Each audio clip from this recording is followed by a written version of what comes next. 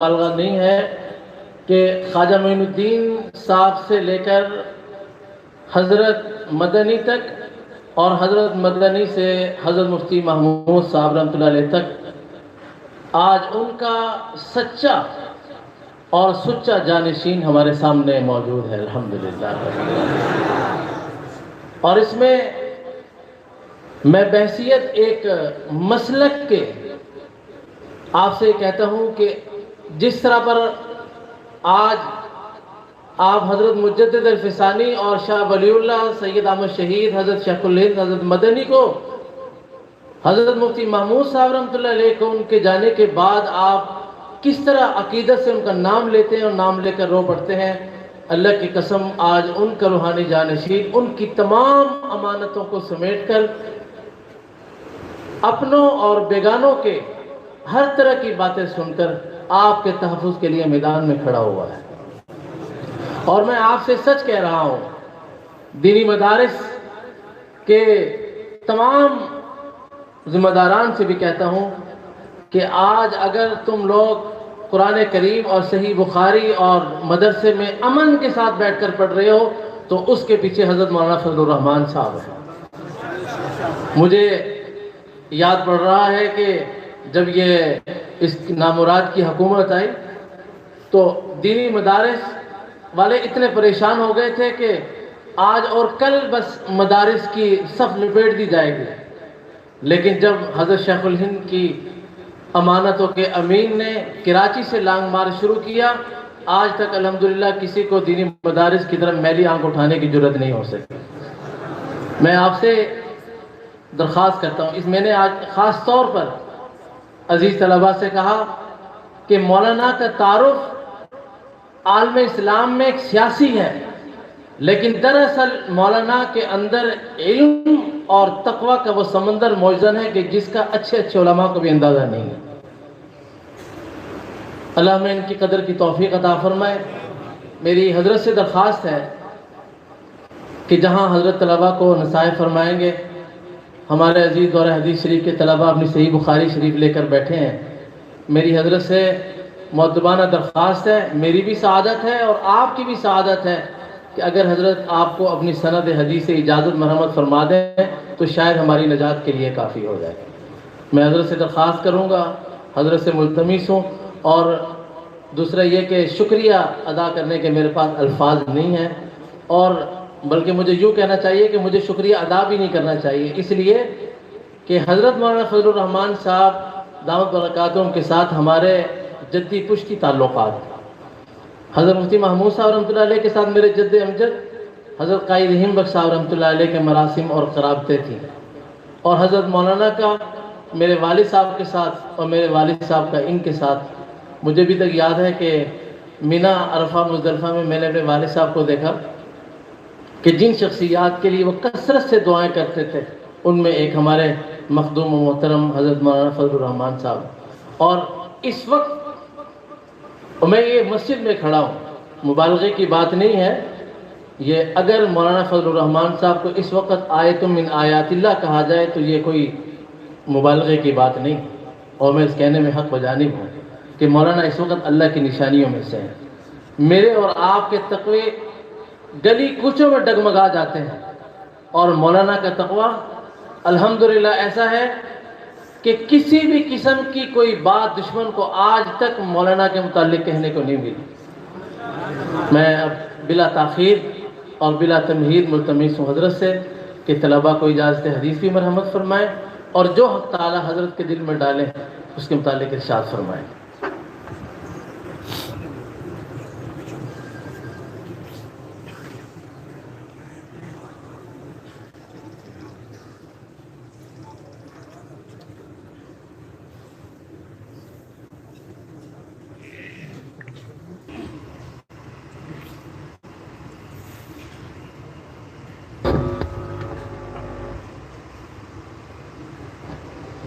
والصلاة والسلام على أشرف الأنبياء والمرسلين وعلى آله وصحبه ومن تبعهم بإحسان إلى يوم عظيم، أما بعد،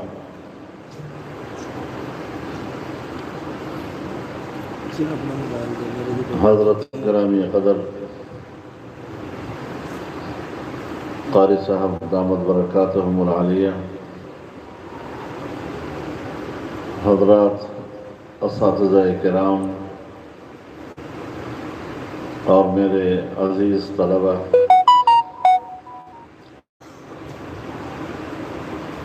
میں جب یہاں دارالقرآن میں حاضری دیتا ہوں تو اسے اپنے لیے بہت بڑا شرف تصور کرتا ہوں، اور جو فیصل آباد آتا ہوں اور باوجود یہاں حاضری نہیں دے پاتا تو اسے اپنی محرومی تصور کرتا ہوں۔ اللہ تعالی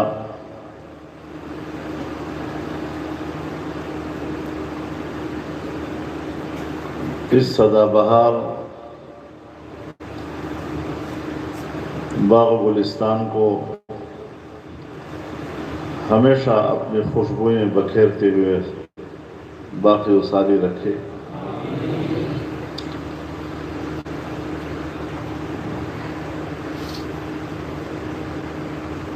زیادہ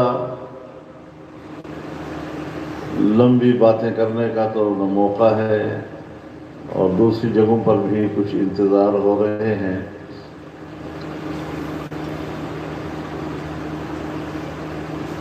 صرف اتنا عرض کرنا چاہتا ہوں کہ حق اور باطل آپس میں دو مد مقابل قوتیں ہیں۔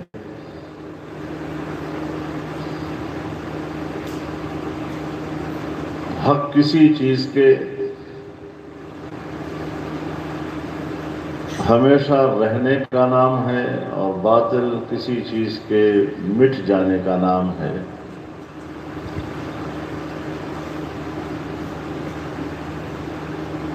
قرآن کریم جب تک دنیا ہے تب تک یہ باقی رہنے کا نام ہے۔ جو لوگ قرآن کریم سے اور ان کے علوم سے وابستہ ہیں اور قرآن کریم کی اولین تشریح جناب رسول اللہ صلی اللہ علیہ وسلم نے کی ہے،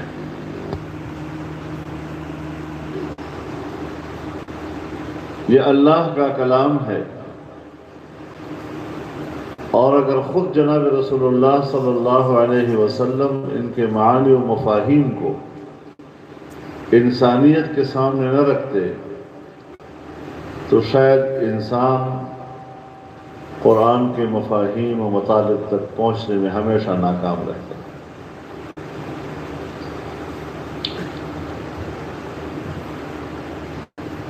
انگریز کے زمانے سے آج تک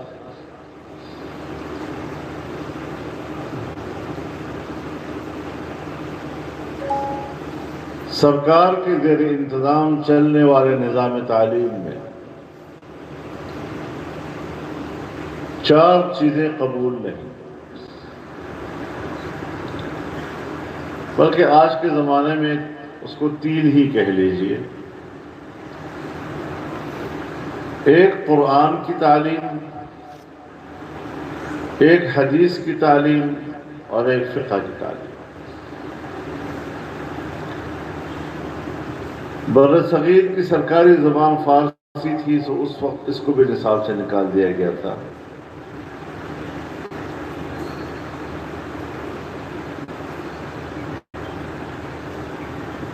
آج بھی دنیا کفر کی یہ کوشش ہے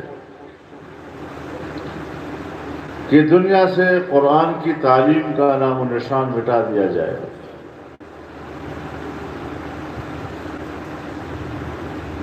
حدیث کے علم کا سارا نظام لپیٹ دیا جائے،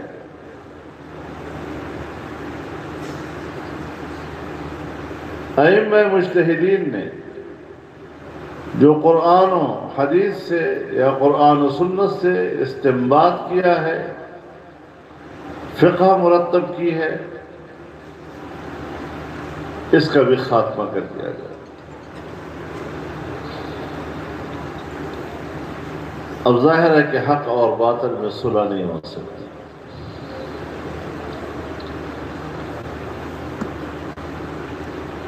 لیکن دنیا میں ایک رواج ہے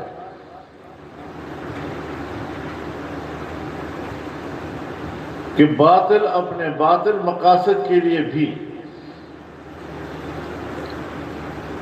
بڑے معصوم قسم کے عنوانات اختیار کرتے ہیں۔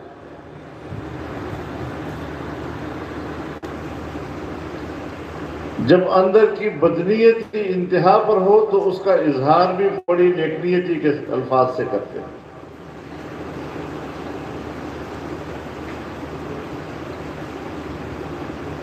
ہمیں بہت تسلیاں دی جاتی ہیں،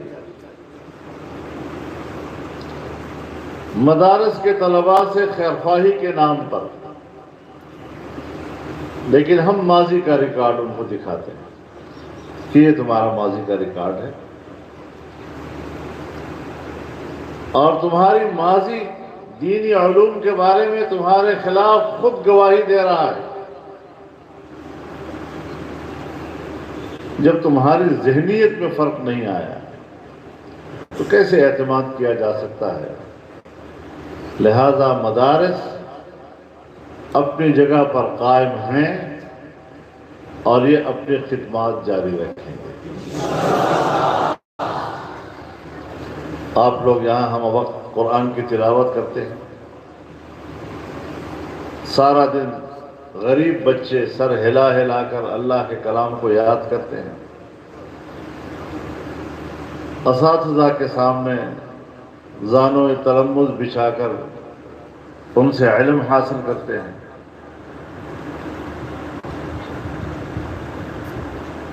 ایسے مواقع پہ یہ بڑے مبارک مواقع اور ماحول ہوا کرتے ہیں، اللہ کا نور برس رہا ہوتا ہے، اس کی رحمتیں برس رہی ہوتی ہیں۔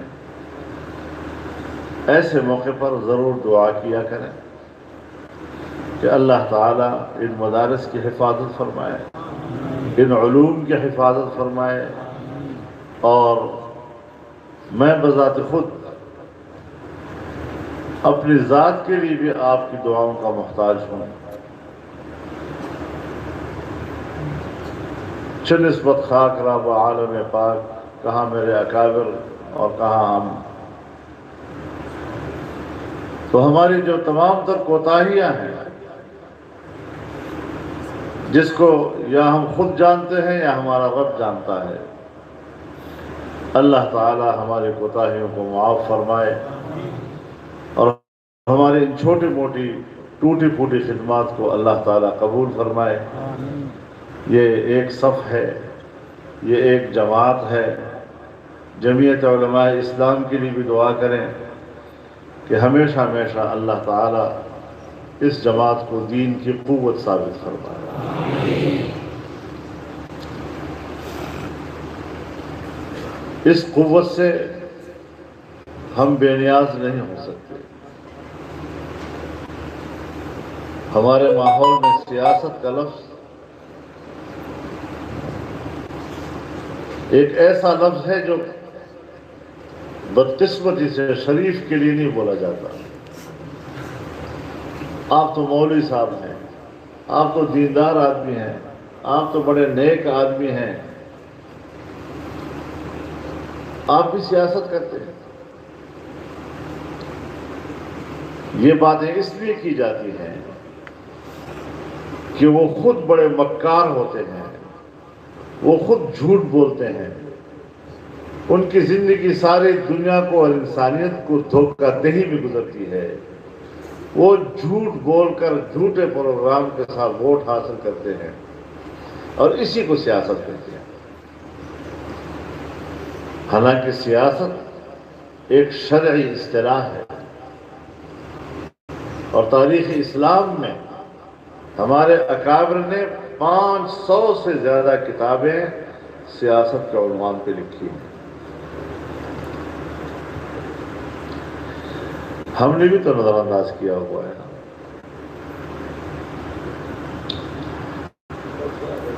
जो चीज अंबिया की सुन्नत है हमने उसे तर्क कर दिया है।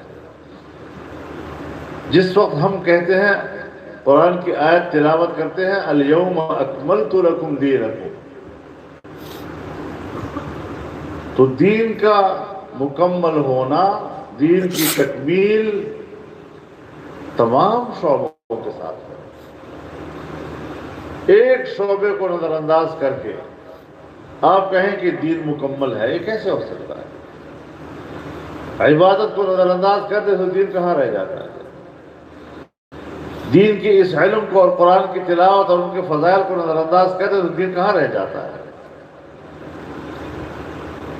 खुश अखलाकी को नजरअंदाज करे, दीन कहाँ मुकम्मल होगा? इंसानी खिदमत को नजरअंदाज कर दे तो शरीयत कहाँ मुकम्मल होगी?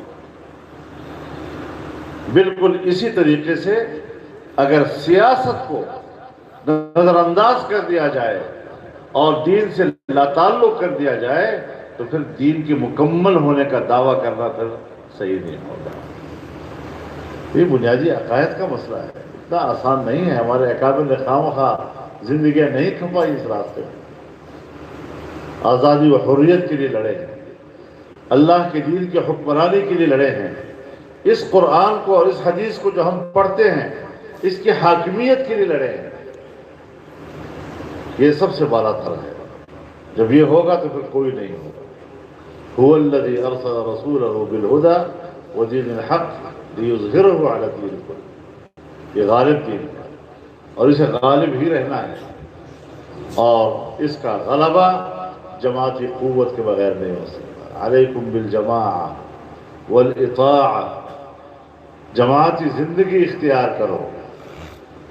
और जब ज़मीर अपने मुताल्लिक़ सब पहले आ जाता है तो लुज़ूम को फ़ायदा करता है। जैसे इय्याका नअबुद, ये लुज़ूम और खुसूस का फ़ायदा करता है।